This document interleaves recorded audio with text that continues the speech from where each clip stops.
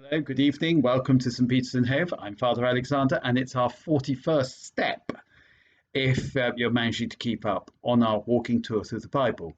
Chapter 12 of the Book of Numbers. If you could just have a look at chapter 12 of the Book of Numbers, it's a self-contained story. You just need to read chapter 12.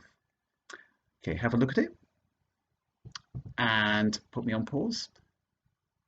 Okay, you've had a look at it.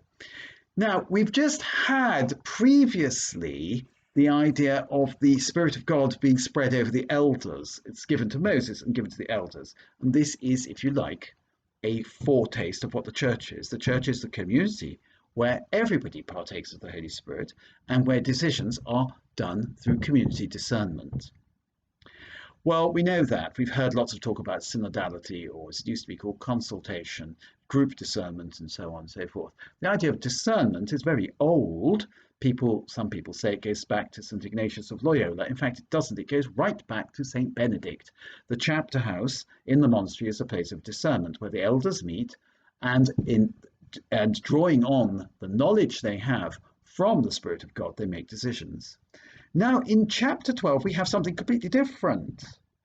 And so the Book of Numbers there's sort of crunching of gears, because here we have something utterly monarchical. That is to say that the guidance of the community is entrusted not to the community itself under the inspiration of the Holy Spirit, but the guidance of the community is entrusted to one man and one man alone. And that man rules. He is a monarch, which monarch just means ruled by one man. And what happens is that Miriam and Aaron criticize Moses over the Cushite woman he had married. This presumably is the daughter of the priest of Midian, Zipporah. He had indeed married a Cushite woman. Yeah, he's guilty. They said, is Moses the only one through whom Moses has spoken? Good question. Has he not spoken through us too? Good question. Don't forget, Moses is the charismatic leader of the band. Aaron is the priest, Miriam is the prophetess. So surely we've got more strands to the leadership of the group than just Moses himself. So they're challenging Moses' leadership. Now, Yahweh heard this. Now, Moses was extremely humble, the humblest man on earth. So in other words, they're not criticizing Moses because he's been throwing his weight around. Rather, Moses is the most humble man on earth. They're criticizing him. Well, it's not quite sure. Are they criticizing God? Are they criticizing the way God has set things up? So it seems, because God gives an answer. He calls them all. And we have, it's in verse in my version, listen to my words. If there is a prophet among you, I reveal myself to him in a vision. I speak to him in a dream, says God. Not so with my servant Moses. To him my whole household is entrusted. To him I speak face to face, plainly and not in riddles. And he sees Yahweh's form. How then could you dare to criticize my servant Moses? So in other words, Moses has a privileged relationship with God, according to this chapter, which the prophets, and presumably the priests, do not have.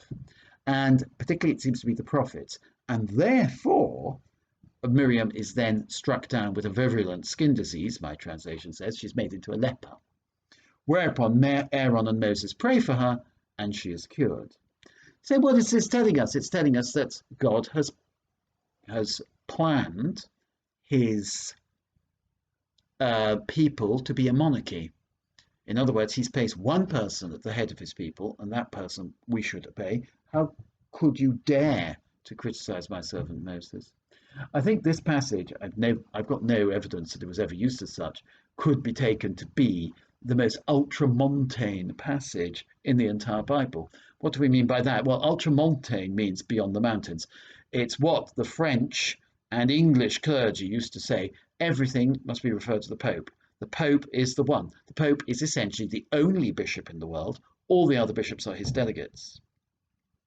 But in fact, the truth of the matter is, the constant teaching of the church has been that all bishops share in the rule of the church, because they're all bishops. The Pope is a bishop as well. It's true, the Pope has a preeminent position in communion with the other bishops, and the other bishops minister in communion with the Pope. So it's not that the Pope is the absolute monarch and all the others are his office boys, but rather that the Pope is part of a college of bishops, although he is the presider in the college and he is the principle of unity in the college, and if one member of the College of Bishops breaks away from the Pope, they cease to function as a true part of the church. So that is rather important. It's interesting, this.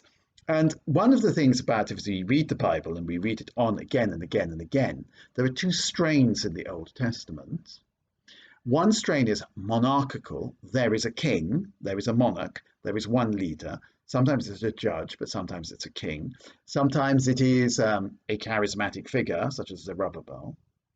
Or else there is a more republican strain, if you can call it that, not that it's called that, namely to say that the whole people are the people of God, and they can get on without the leadership of one man. In other words, God has entrusted the Spirit to the whole people rather than to just one person who is anointed with the Spirit to guide the people. And this dichotomy exists even in the New Testament to some extent, but it exists in the early church and throughout the church. Did Jesus appoint Saint Peter, or did he appoint a college of apostles? There are clearly, if you like, two answers to that question. The answer actually is probably, well, it's a bit of both. Anyway, it's an interesting passage that. How could you dare to criticize my servant Moses? What a wonderful line that is. Now, there's a real problem with this passage. We must all do what Moses says. Well, yes, because he's the one who speaks to God. He's our mediator with God and so on, up to a point. I'm not sure I'm that comfortable with that. One of the things that is a constant and has been a constant in recent decades is, trust me, I know what's best. Shut up. I know. I'm Moses. You shut up. How dare you criticize Moses? I speak from bitter personal experience. Many a time I've made representations to people high up in the church saying, look, you've got to do something about Father so-and-so because, you know, his drinking is out of control or this, that, and the other. And I've been told, shut up, you know nothing about it. How dare you criticize Father so-and-so, who, though dead drunk most of the time, is, you know, your superior in the food chain. So the idea that we must all shut up because Moses has been appointed and how dare you criticize Moses, that's not how I think we should take this passage. In fact, I'm not sure how we should take this passage at all. I think we need to mull over it. It's a strange, strange passage. So, how are you feeling now? The Book of Numbers isn't so boring, is it? Bye. See you again.